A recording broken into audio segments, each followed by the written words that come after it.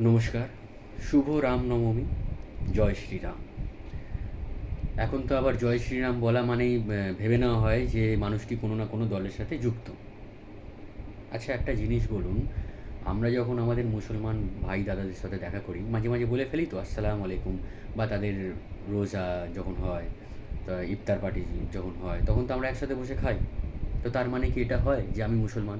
না, আমি হিন্দু, সে মুসলমান, সে তার ধর্ম, আমি আমার ধর্ম। কিন্তু তা বলে জয় শ্রীরাম বলা মানেই যে আমি একজন দল থেকে বিলং করি, সেটা তো ভাবা উচিত নয় না। বরং এটা ভাবা উচিত যে জয় শ্রীরাম মানে এর পরিচয় যে এ একজন হিন্দু। তাই তো? ঠিক বললাম তো? আচ্ছা, প্রথমেই বলে দিই এই ভিডিওটা কিন্তু একটু বড় হবে, কারণ আমি আমার এক্সপিরিয়েন্সটা একটু শেয়ার করব। তো আমি কি করেছি, কম্পিউটারে স্ক্রিপ্টটা লিখে নিয়েছি, কারণ এত বড় চিঠি মানে বলার মতো, মানে মুখস্থ করার মতো ক্ষমতা আমার নেই। তাই জন্য আমি করে নিয়েছি। তো মাঝে মাঝে আমি হয়তো এটা দেখতে পারি, কারণ ভুলে গেলে কিছু করার নেই। আর আমার কাছে বিশাল বড় এডিটিং অপশানও নেই যে আমি কেটে কেটে কেটে কেটে চালাবো। তো ভুলচুক হলে একটু ক্ষমা করে দেবেন আমাকে। আজকে বিষয়টি হচ্ছে, আমি রামায়ণ নিয়ে কিছু বলতে চাই। তো তার আগে আমি বলি যে রামায়ণ বলার আগে আমি যদি মানুষ জাতিটাকে দুটো ভাগে ভাগ করি, যে একটা জাতি আস্তিক, আর একটা জাতি নাস্তিক। আস্তিকদের আর নিয়ে আমার কোনো প্রশ্ন ওঠে না রামায়ণ নিয়ে, কারণ তারা জানে, যেমন যেমন আমরা জানি, যে রাম হলেন ভগবান শ্রী বিষ্ণুর আপনার সপ্তম অবতার। তো রাম যিনি ছিলেন, তিনি অসুরকুলকে ধ্বংস করার জন্য পৃথিবীতে এসেছিলেন। এবার চলে আসি যারা নাস্তিক, যারা ধরুন এসব মানে না। তো তারা এইটুকু তো মানবে যে রামায়ণটা যদি সত্যি নাও হয়, যা এখন সায়েন্টিফিক্যালি মানে প্রুভেন, কি রাম অযোধ্যায় জন্মেছিলেন, বা ধরুন শ্রীলঙ্কায় যে গাছ বা যে পাথর পাওয়া যায়, সেইগুলো অ্যাকচুয়ালি একমাত্র শ্রীলঙ্কায়, আর সেকেন্ড হিমালয় ছাড়া আর কোথাও পাওয়া যায় না। বা ধরুন রাম সেতু যেটা, সেইখানকার যে পাথর ইউজ করা হয়েছিল সেটা সেখানকার পাথর নয়, কোথাও থেকে আনা হয়েছিল, যেটা প্রাকৃতিক নয়, যেটা হচ্ছে আপনার ম্যান মেড ব্রিজ। এইসব আরও অনেক তথ্য রয়েছে, বইতে পড়লেই বোঝা যাবে। কিন্তু তারপরেও যারা নাস্তিকরা মানে যে রাম বলে কেউ ছিল না, এটা একটা গল্প। তো গল্প যদি হয়, তো তার মানে নিশ্চয়ই গল্পের কেউ রচয়িতা রয়েছে, রাইটার তো রয়েছে। তো সেই রাইটারের থিঙ্কিং প্রসেসটাকে আমি একটুখানি ভেঙে নিয়ে নিজের এক্সপিরিয়েন্স দিয়ে আপনাকে সেটা বোঝাতে চাই যে রামায়ণটা অ্যাকচুয়ালি কী। ঠিক আছে? তো আপনি যদি একটু দেখেন ভিডিওটা, তাহলে বুঝতে পারবেন। চেষ্টা করবো বোঝার। আমি পড়েই শোনাচ্ছি যেটা আমি লিখেছি। পুত্র বিয়োগে তোমার মৃত্যু হবে, এই অভিশাপটি রাজা দশরথকে তখন দেওয়া হয়েছিল যখন অযোধ্যাবাসী এটা মেনে নিয়েছিলেন যে রাজার মৃত্যুর পর রাজার মুখাগ্নি করার মতো কেউ নেই এবং ভবিষ্যতেও কেউ হবে না। তাহলেই ভাবুন যে অভিশাপটা কেমনভাবে আশীর্বাদে কনভার্ট হয়ে গেল। কারণ রাজার তো পুত্র বা সন্তান কেউ ছিল না, তাহলে অভিশাপটা ফলার জন্য তাকে আশীর্বাদ হিসাবে রাজার 5 সন্তান হলো। বড় যে ছিলেন তার নাম, তিনি দিদি, মানে রামের দিদি, তার নাম ছিলেন শান্তা। এবং রামের আরও 4 ভাই, মানে রাম নিয়ে 4 ভাই, রাম, ভরত, লক্ষ্মণ, শত্রুঘ্ন।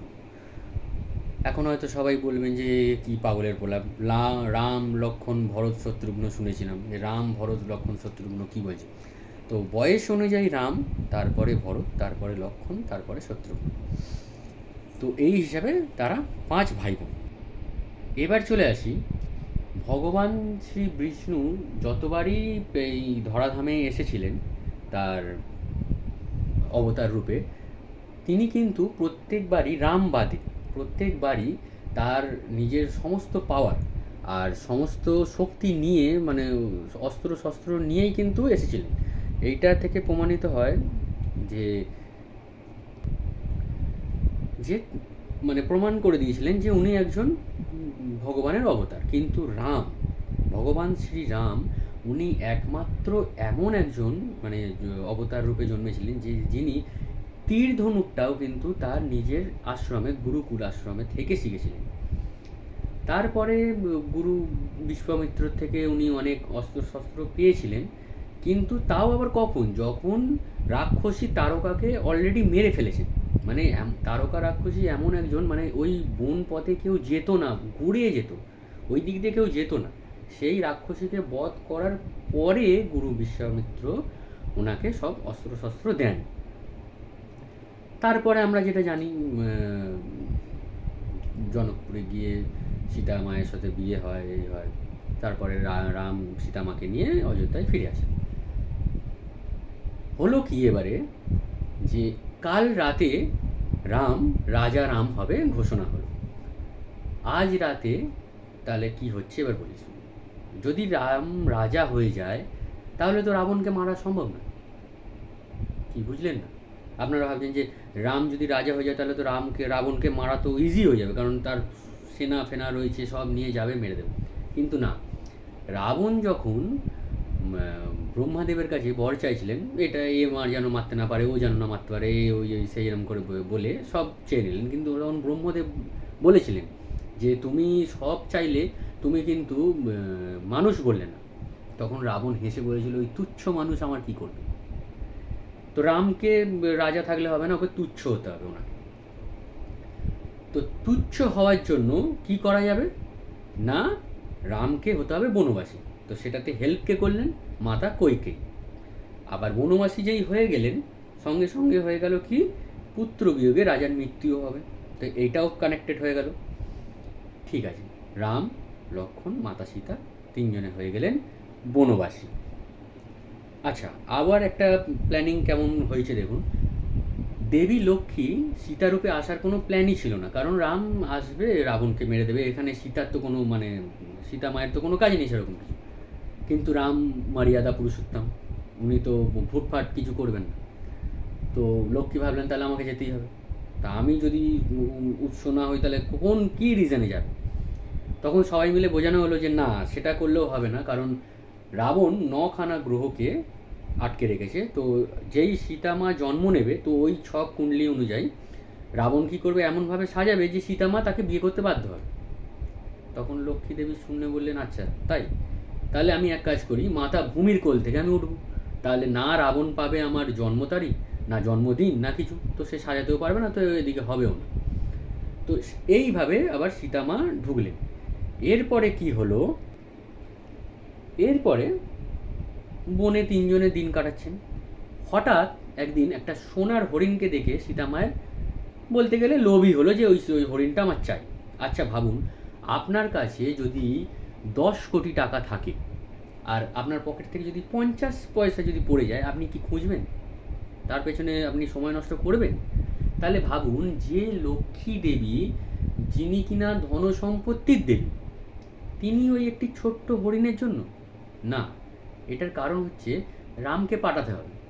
রাম যদি হরিণের পেছনে না যায় তো রাবণ আসবে কি করে। ঠিক আছে, রাম যথারীতি গেল। ও বাবা, এ তো পুত্র সমান লক্ষণ তো রয়েই গেছে, তাহলে এবারে রাবণ এলে তো হবে না। তো সেই সময় কি হলো, মামা মরিচ রামের গলায় বাঁচাও ভ্রাতা লক্ষণ এরম করে কিছু একটা ওখান দিয়ে ডাকলো। সীতামার ভালো হলো। তো সীতামা কি হলো, তখন লক্ষণকে জোর করে ঠেলে ঠুলে পাঠালো যে যাও গিয়ে রামকে বাঁচাও। এই সময় আগমন হলো রাবণের। এইবারে রাবণ আর সীতামার যেটা হওয়া উচিত মানে হয়েছে, সীতামা কিন্তু ডাইরেক্ট, আচ্ছা এর আগে আমি আর একটা কথা বলে রাখি, এখনকার দিনের মেয়েরা আবার মানে অনেক ট্রেন্ডস উঠেছে যে মেয়েরা বলে ভাই হবে তো রাবণের মতো, কারণ নিজের বোনের জন্য সর্বস্ব শেষ করে দিল, আবার সীতার গায়ে টাচও করেনি, তাই তো? এটা বলে, আপনারা শুনবেন। গাধার দল, রাবণ অলরেডি একটা অভিশাপ পেয়েছিল যে কোনো নারীর ইচ্ছার বিরুদ্ধে যদি রাবণ তাকে স্পর্শ করে, সেই মুহূর্তে রাবণের মৃত্যু হবে। তো রাবণ কোনো ভালো নয়। রাবণ সীতা ছাড়াই এর আগেও অনেক মেয়েকে কিডন্যাপ করেছে, তাকে বুঝিয়ে বাজিয়ে তাকে রাজি করানো হয়েছে, তারপরে রাবণ তাকে স্পর্শ করেছে। কিন্তু সীতার মায়ের কাছে যখনই এলো, সীতামা কিন্তু এটা মনে করিয়ে দিল যে তোমার কিন্তু এই আছে ক্রাইটেরিয়া, তো আমি তোমার সাথে এমনিই যাব, তোমাকে আমাকে ছুঁতে হবে না। ওই জন্য রাবণ বিনা ছুঁয়ে সীতাকে সীতামাকে নিয়ে লঙ্কায় গেছিলেন। তো তারপরে আপনারা জানেন যে এরকম যুদ্ধ হলো, রাম গেল, গিয়ে যুদ্ধ টুদ্ধ করে সীতামাকে নিয়ে ফিরে এলো।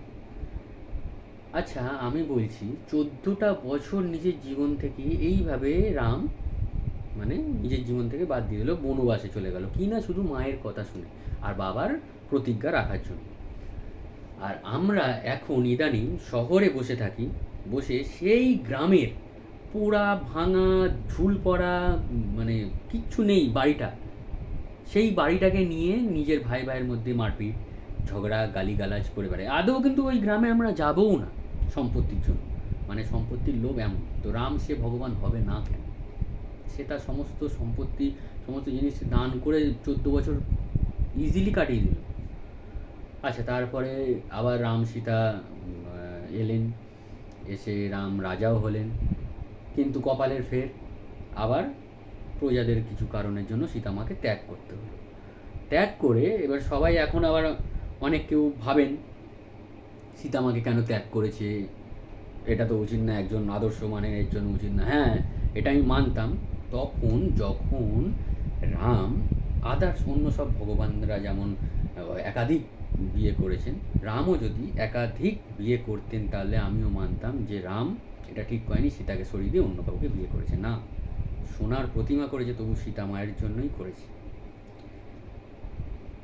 ভাবুন, আর ওই জিনিসটাই কিন্তু এখনও চলে আসছে, এখনও পর্যন্ত কিন্তু সেম জিনিস আমরা করে বেড়াই। জানেন, রাম নিজের দেশের জন্য সীতামাকে ত্যাগ করলো, কেন এখনকার ইন্ডিয়ান আর্মি, ইন্ডিয়ান সোলজাররা করে না? আজ বিয়ে হয়েছে, কাল ডাক পড়েছে, চলে গেছে। আজ বাবা হয়েছে, কাল ডাক পড়েছে, চলে গেছে। জানেও না যে সে রিটার্ন আসতে পারবে কি না, তা সত্ত্বেও সে দেশের জন্য কিন্তু চলেছে। সেম প্রথা কিন্তু এখনও চলছে, রাম প্রথা।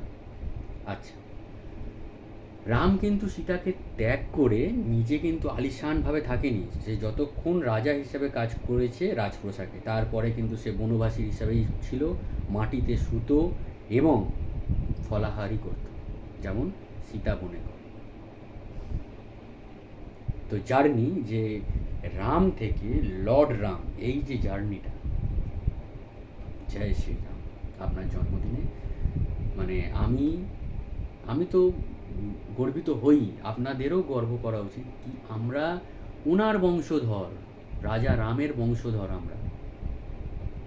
মন খুলে বলুন জয় শ্রীরাম।